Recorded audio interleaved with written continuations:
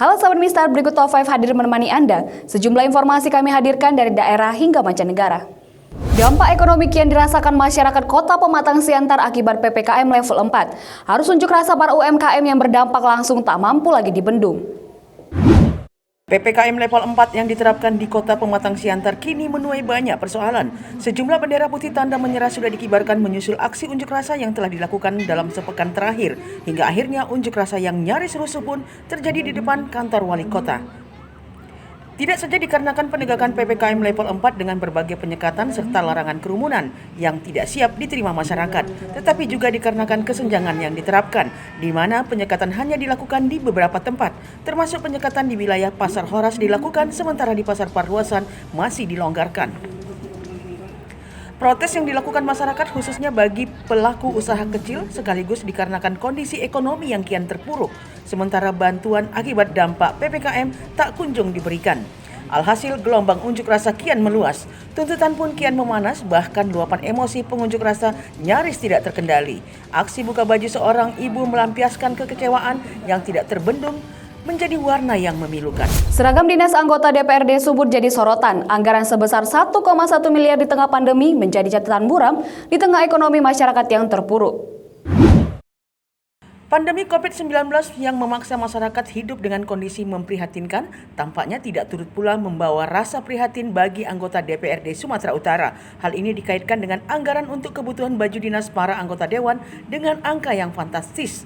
Pengadaan baju dinas baru ini telah dianggarkan dalam PAPBD tahun anggaran 2021 sebesar 1,1 miliar rupiah untuk 100 anggota dewan. Dalam pembelaannya, Ketua DPRD Sumatera Utara Baskami Ginting menyebutkan bahwa pengadaan baju dinas anggota DPRD Sumut rutin dilakukan setiap tahun.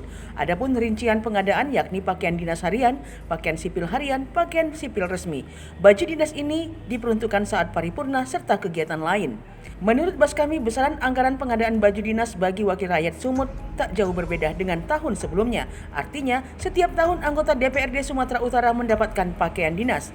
Pengadaan baju dinas anggota DPRD Sumatera Utara ini mengingatkan kita pada pengadaan baju dinas anggota DPRD Kota Tangerang yang bikin heboh, yang angkanya juga cukup fantastis. Sebab baju dinas itu disebut akan memakai bahan mewah dengan merek seperti Louis Vuitton dan Thomas Crown.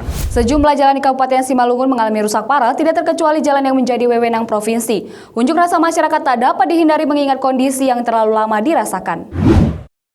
Kabupaten Simalungun dikenal sebagai wilayah pertanian dan lumbung padi serta memiliki sumber daya alam yang dimanfaatkan bagi kehidupan. Tak heran bila mobilitas dan laju kendaraan begitu tinggi untuk mendistribusikan hasil bumi ke daerah lainnya. Sayangnya, infrastruktur di wilayah tersebut begitu memprihatinkan. Pasca mangkatnya Bupati Simalungun J.R. Saragi, turut pula meninggalkan sejumlah persoalan infrastruktur yang memiliki wilayah 438.660 hektar atau sekitar 6,12% dari luas di Sumatera Utara. Diprediksi sebagiannya mengalami rusak parah. Tidak heran aksi protes atas kerusakan jalan di sejumlah wilayah Kabupaten Simalungun ini disuarakan lantang oleh masyarakat. Geram dengan kondisi jalan yang rusak parah, Gerakan Mahasiswa dan Pemuda Simalungun yang tergabung dalam Aliansi Simalungun Bersatu atau ASB menggelar aksi di Jalan Besar Seribu Dolok, tepatnya di Kelurahan Panetonga, Kecamatan Pane, Kabupaten Simalungun pada Kamis 26 Agustus 2021 lalu. Mereka mengungkapkan hampir semua jalan lintas Provinsi Sumatera Utara dalam keadaan rusak parah, di antaranya Jalan Lintas Perdagangan Pematang Siantar, Jalan Lintas Pematang Siantar Seribu Dolok, Jalan Lintas Raya, Raya Kahayan, dan lainnya. Mereka mendesak Gubernur Sumatera Utara untuk melakukan perbaikan terhadap jalan lintas Provinsi Sumatera Utara di Kabupaten Simalungun. Mereka juga meminta anggota DPRD Sumatera Utara yang berasal dari daerah pemilihan Simalungun dan Pematang Siantar ikut bersuara.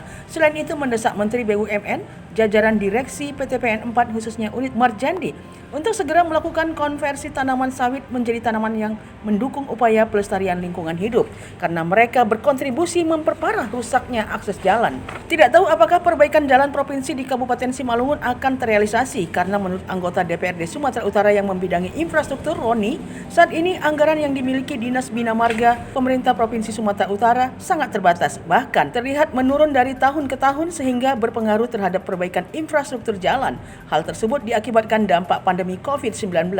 Anggaran Dinas Bina Marga tahun 2019 sebesar 1 triliun, tahun 2020 menjadi 600 miliar dan tahun 2021 ini cuma 330 miliar rupiah. Sehingga anggaran yang terbatas inilah yang dibagi-bagi ke semua kabupaten kota yang ada di Sumatera Utara. Kita beralih ke berita nasional. Terbukti melanggar kode etik pimpinan KPK Lili Pintauli Siregar mendapat sanksi dari Dewan Pengawas.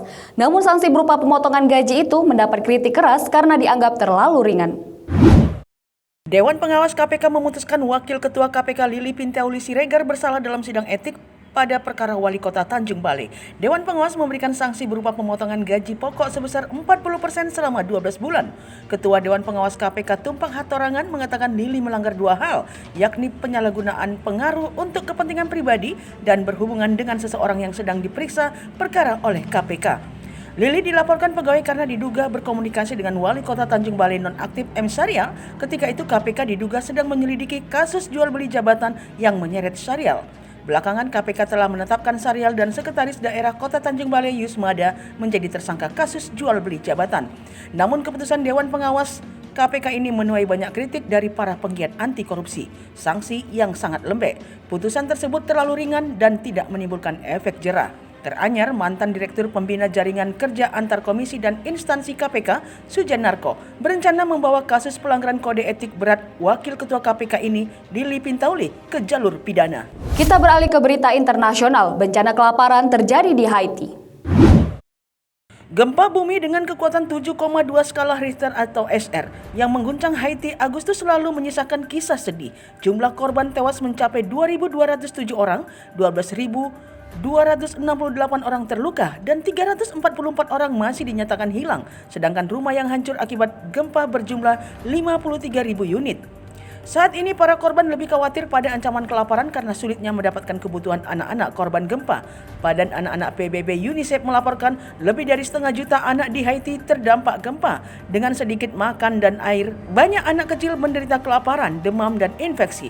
Dalam beberapa hari terakhir, para korban nekat menjarah truk bermuatan bantuan. Demikian Top 5 kali ini. Jangan lupa tetap jaga protokol kesehatan. Saya Faria Samarpaung, sampai jumpa.